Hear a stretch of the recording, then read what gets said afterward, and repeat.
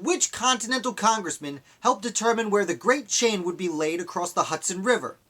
Hi Founder fans, Jason here, and today we'll be discussing Henry Wisner. Now Henry Wisner is a very obscure founder, but he was really important to upstate New York and its role in the American Revolution. So Wisner was a gristmill operator who made his way up in society and was actually sent to the provincial Congress before the Revolution began. But when things got a little tense, he firmly sided with the Patriots, so much so that when the first Continental Congress was called together, Henry Wisner went to Philadelphia to represent New York. Now, while he was there, Wisner signed the Continental Association, and the Continental Association is an extraordinarily underrated document from the American Revolution. Everyone in America knows what the Declaration of Independence is and what the United States Constitution is, and most Americans would even recognize the words Articles of Confederation. But the Continental Association, also known as the Articles of Association, were signed as a result of the First Continental Congress and was an organized boycott, the first organized intercolonial boycott against British goods. And it was the first time that the colonists got together and said, okay, we're going to start enforcing something to start acting out against the British because what they're doing has just gone too far. Now, Henry Wisner would come back for the Second Continental Congress and actually was present for the debates on independence itself. He was in the room when the vote for independence happened, but he did not vote for it. Now, wait a second. Don't get too mad at him. The Founding Fathers were very, very interested in following instructions, especially before there was even an Articles of Confederation. There was no real government, so their government was, in fact, their state, or at the time, colonial revolutionary governments. And they were not making decisions out of turn.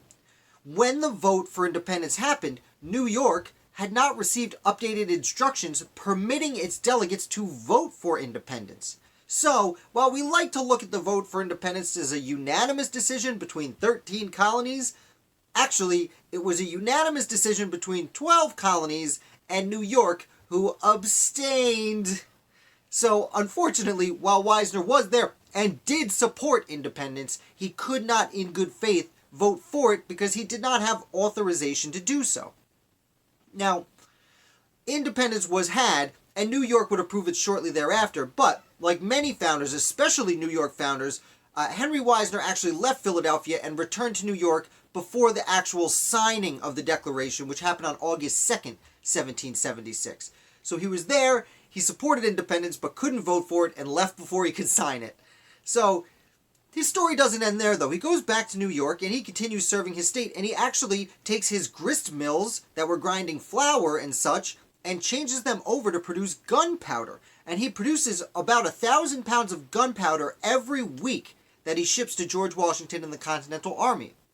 In addition to that, after the decision was made to lay the Great Chain across the Hudson, Wisner was chosen to select the place it would go. Now, the Great Chain was literally what it sounds like, chain with links that are this big that was laid across the Hudson River to prevent the British ships from sailing up or down it.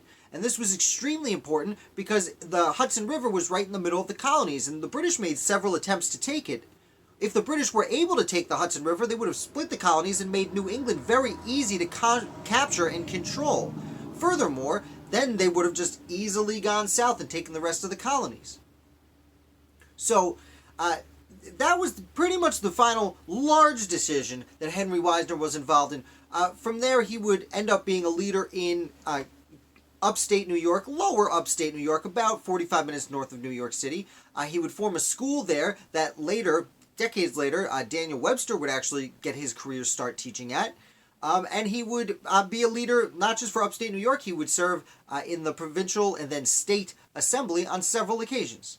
So that's the short, abbreviated life of Henry Wisner, a man whose name is unfortunately not well known even in New York, although he does have a gigantic monument in Goshen right now, which I have a picture of and you will see on the thumbnail for this video.